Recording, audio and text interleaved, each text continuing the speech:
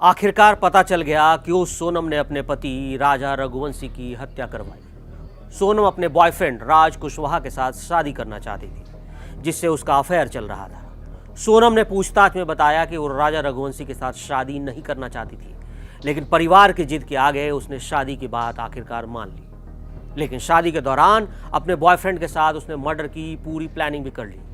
सोनम ने पूछताछ में बताया कि राज कुशवाहा ही इस हत्या का असली मास्टरमाइंड है। हत्या में विक्की ठाकुर, आकाश और आनंद भी शामिल थे। आनंद को सागर से गिरफ्तार किया गया है। सोनम ने राज कुशवाहा के साथ मिलकर पूरा प्लान बनाया कि वो शादी के बाद हनीमून के लिए राजा को शिलोंग लेकर जाएंगे। शिलोंग में हत्या के लिए राज ने 3 लोगों को भेजा था, लेकिन शिलोंग में मावलखियात के एक गाइड अल्बर्ट ने उन्हें पहचान लिया।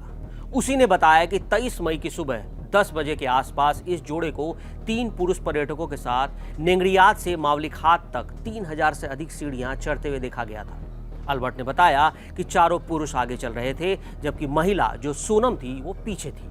चारों पुरुष हिंदी में बातचीत कर रहे थे, इसलिए उसकी बात गाइड अल्बर्ट को समझ नहीं आई। हत्या के बाद उन्होंने राजा के शव को सोडोंग झरने के पास एक गहरी खाई में फेंक दिया और उसके बाद सोनम लापता हो गई।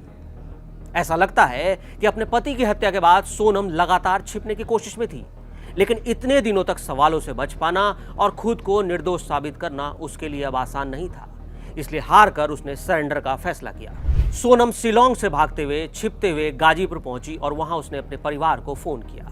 अब मेघालय पुलिस सोनम को लेकर शिलोंग जाएगी और पूरी कड़ियां जोड़ेगी। सोनम और उनके पति राजा रघुवंशी, जो इंदौर के ट्रांसपोर्ट कारोबारी थे, 11 मई 2025 को शादी के बाद हनीमून के लिए शिलोंग गए थे।